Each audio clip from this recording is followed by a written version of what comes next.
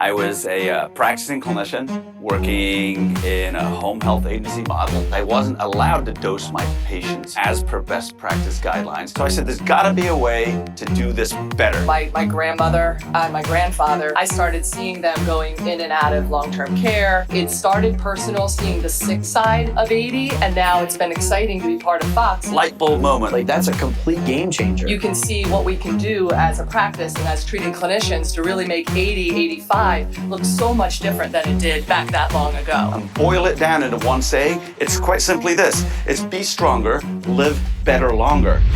Welcome to Fox Rehabilitation's Live Better Longer podcast, the podcast dedicated to clinicians who work with older adults. My name is Jim Shear, and today I am joined by Fox speech language pathologist Steph Demello and Fox physical therapist Nicole Dunleavy.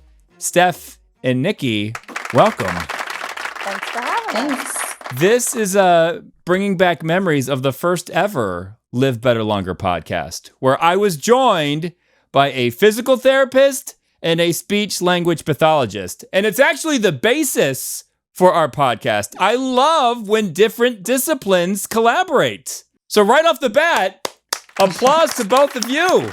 Now, apparently you have known each other for a spell. Is that correct?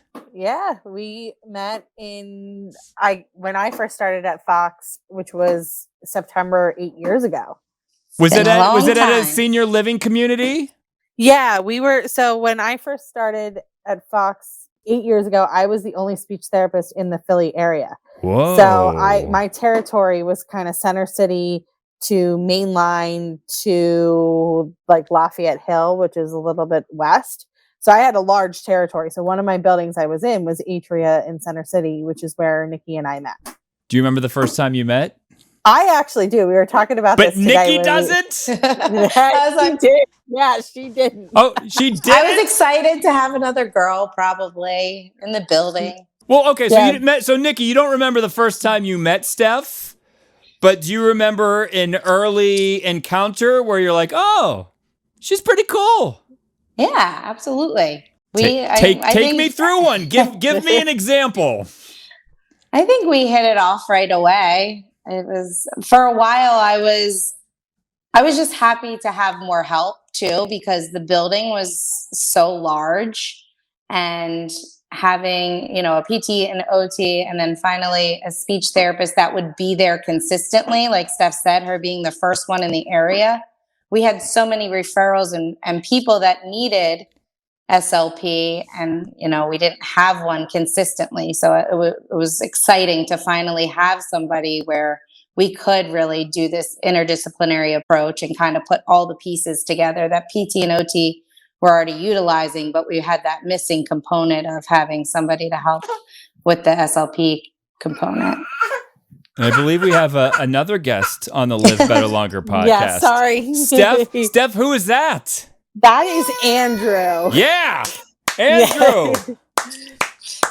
He is here to say hi. Yeah, this is Andrew's first podcast. This is Andrew's first podcast. So today we're going to talk about collaboration and how it better serves your patient. So we've got two clinicians from two different disciplines.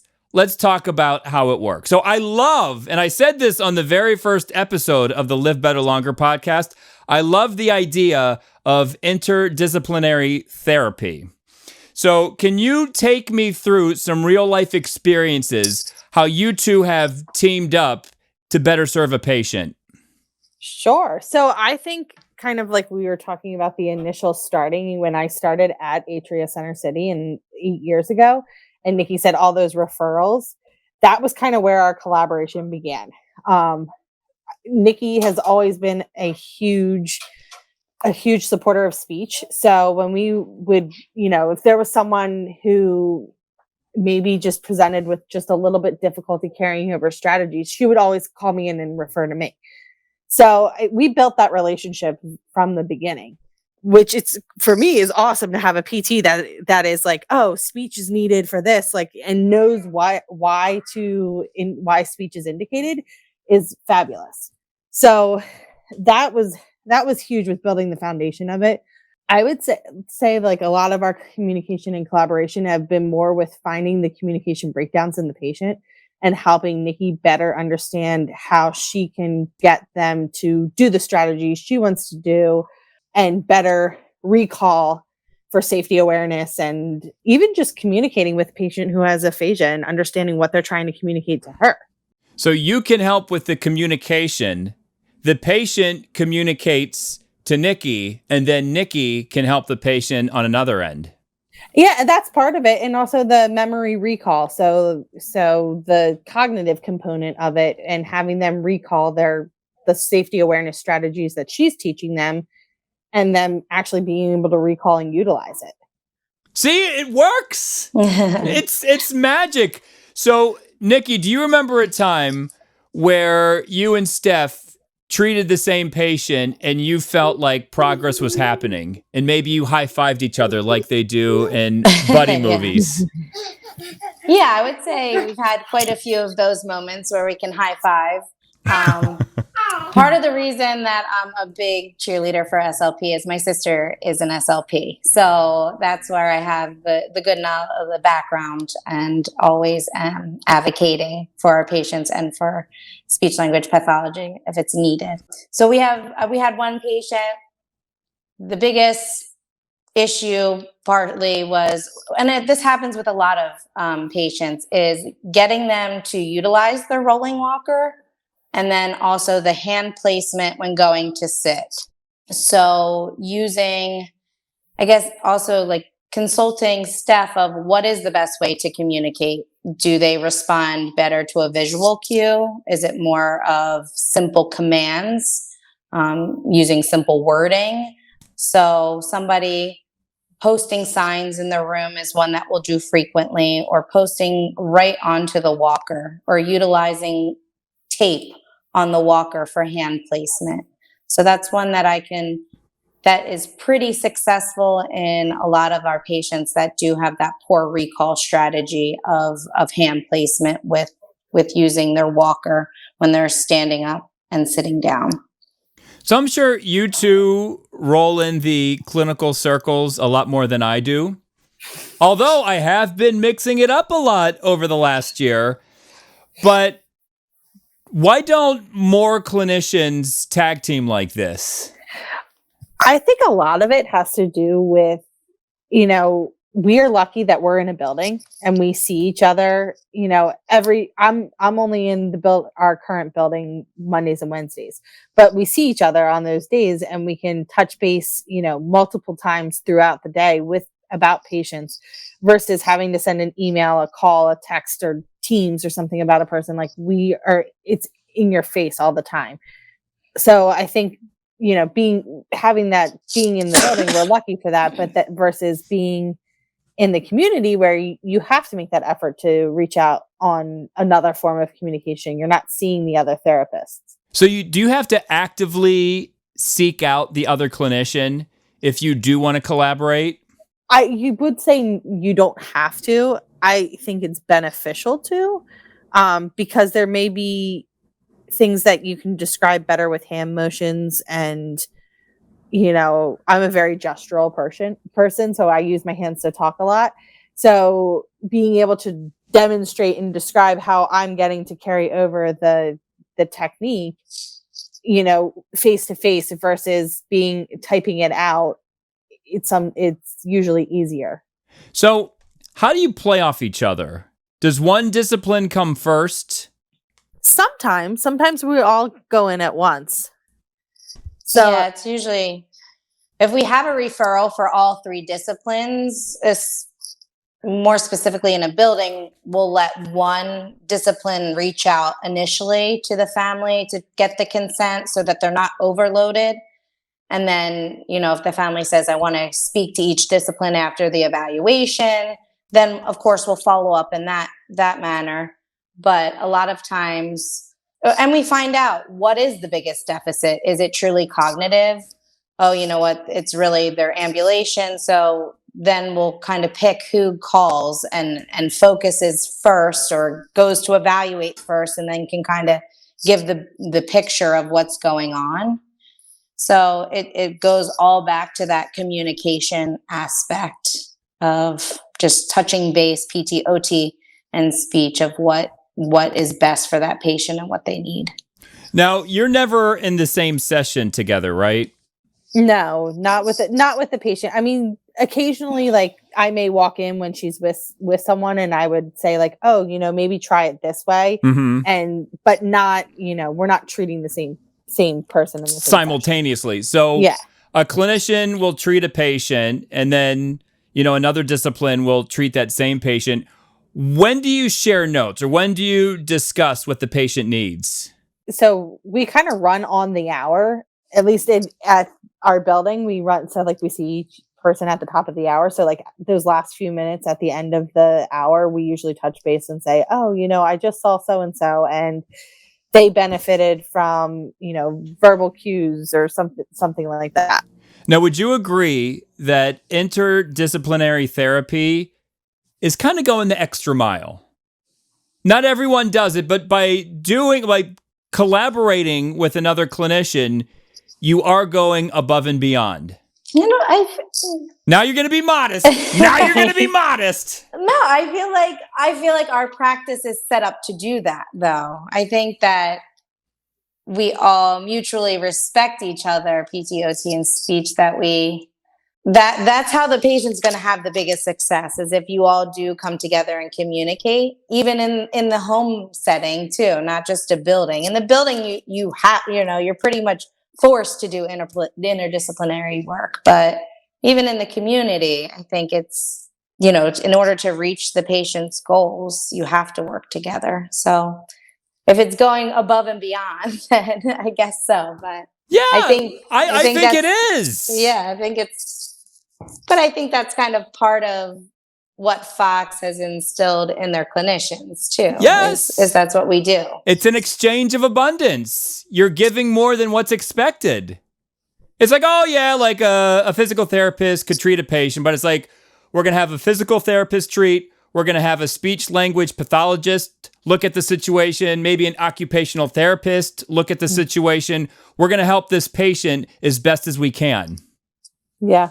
I actually just had a conversation with a doctor about this the other day, and going that extra mile for your patients and being kind of doctors being the care coordinator and making sure they receive all the services that they need, and just making sure that, you're not just seeing what is the actual deficit and what can benefit to help fix that deficit. How much does collaboration help a patient? I know this is a big question, like a broad question, so you can attack it any way you want. I was thinking of a specific example of a patient that we had. Like Nikki kind of started with the rolling walker, and I was working on spaced retrieval with them. That's increasing their recall of certain material. So you present a question and you get your target answer. And so then you have the patient recall. You start at like 5 seconds, and then you keep moving up until they get to, they can recall it over a day's period of time. So using that spaced retrieval, using that to help a patient recall their maybe, like Nikki was saying, hand placement or putting, keeping the walker close to them, would be how we would work together to get the interdisciplinary. Like I would work on the memory component of recalling their strategy, and Nikki would work on the functionality of it. And incorporating it by asking more of like an open-ended question, not just saying, put your hands here, saying, where do you think you put your hands, or changing how I would ask the question based upon what Steph said was successful for that patient when she was doing the space retrieval. All right, last question before we go to break. Let's say we get a clinician who just graduates from school and they start treating patients and they might feel like an island. How would they sync up with other clinicians to collaborate?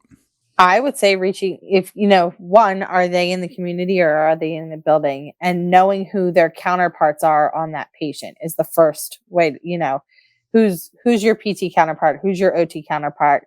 Who can you go to for questions for PT? Who can you go to for questions for OT? That's the very first step. I would, knowing who those people are.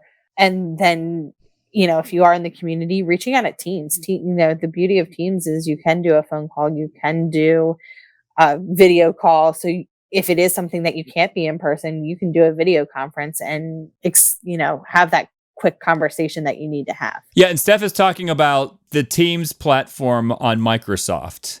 So if you work with an organization like Fox Rehabilitation, you could reach out to anyone in the practice.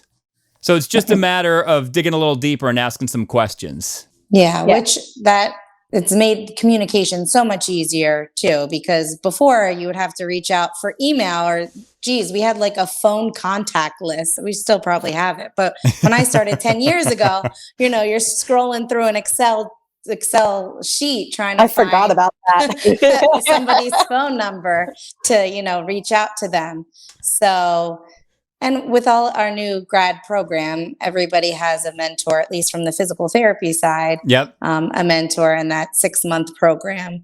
So having your mentor in place, we have, the great RQALs that are also liaisons to reach out to. So those would be your mentor, your RQAL, and your regional director. And then using Teams, every team has a PT, at least our team has a PT group. Now we have a great platform where you can ask clinical questions, which is helpful. So I think we've got a ton of resources. And speech has created kind of more of a regional speech group just because there's not as many of us.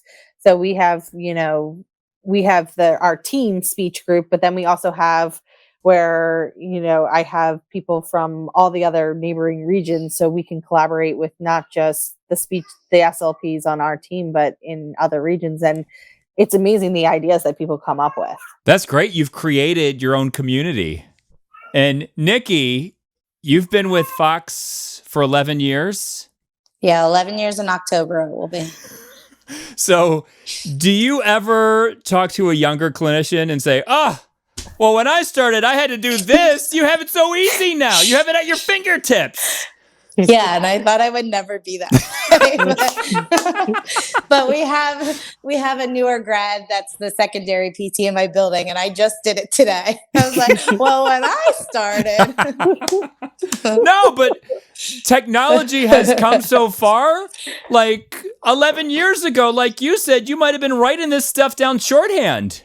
Oh, yeah, we were. And faxing and mailing it FedEx every single week. Faxing. Not right, yet. faxing right there. Yeah. That proves that you're OG. All right, so we're going to take a quick break. And when we come back, like I usually do on the Live Better Longer podcast, I'm going to put Steph and Nikki on the spot. Don't go anywhere.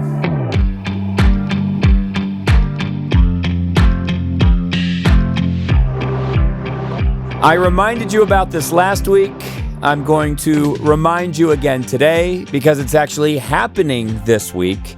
The NABPT, that is the National Association of Black Physical Therapists, the NABPT is hosting their 3rd annual conference. It's happening June 23rd through June 25th. The theme is Together Towards Tomorrow. If you would like to attend, it's as simple as purchasing a ticket. Non-members pay $60, members pay $45. You can register at nabpt.org. Like I told you last week, it's virtual, so you can be anywhere in the world and attend the NABPT annual conference. And you've been to conferences before. You know how to roll. You look at the list of events and presenters, and then you come up with your own checklist. Gonna go to that, might not do that, gonna do this, and do that. So once again, to register for the NABPT annual conference happening June 23rd through June 25th, register at nabpt.org.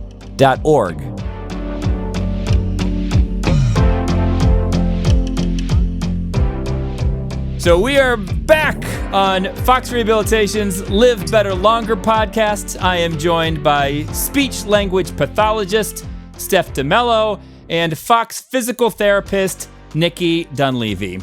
Last question, and then your day is over. I'm just curious. You treat patients all day long. then you do a podcast. Podcast's over. What will you do for the rest of the evening? This is a weeknight. Well, we get real wild and we take all 3 dogs for a walk and then sit down and watch TV after dinner. So that sounds like a slice of heaven to me. What are you watching? What are you watching?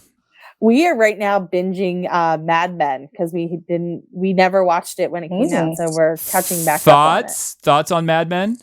I haven't seen that one. Love it. Okay. I was really into it for the first couple of seasons. And then I kind of got bored, but then I caught up and I watched the end of it. But I was really into it, like for the first 3 seasons. We're almost finished. Oh, okay. Season. Well, so we got 2 more to go. That's fine. And I was also watching it in real time, so I couldn't binge it.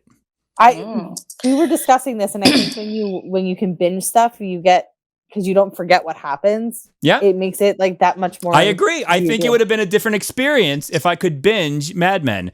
All right, Nikki, what will you be doing? Not necessarily tonight, but like on an average night after you're done working, what does Nikki Dunleavy do? She takes care of her 3 kids, plays the mom role, dinner, bedtime, or hanging out, bedtime. Can I ask the ages? Sure. 5.5, 4, and 10 months. Whoa! All right. 11 years with Fox, those ages, 3 kids. We're going to knight you or something. Well, that's why it's awesome to have such a great coworker too, that, is also a mom and helps. Respect. Yeah, you're dealing I can speak from experience. Those ages, woo! There's some intensity. You're in the thick of it. There's some intensity there. Yep. All right. So I'm going to let you go now. Thank you for the time.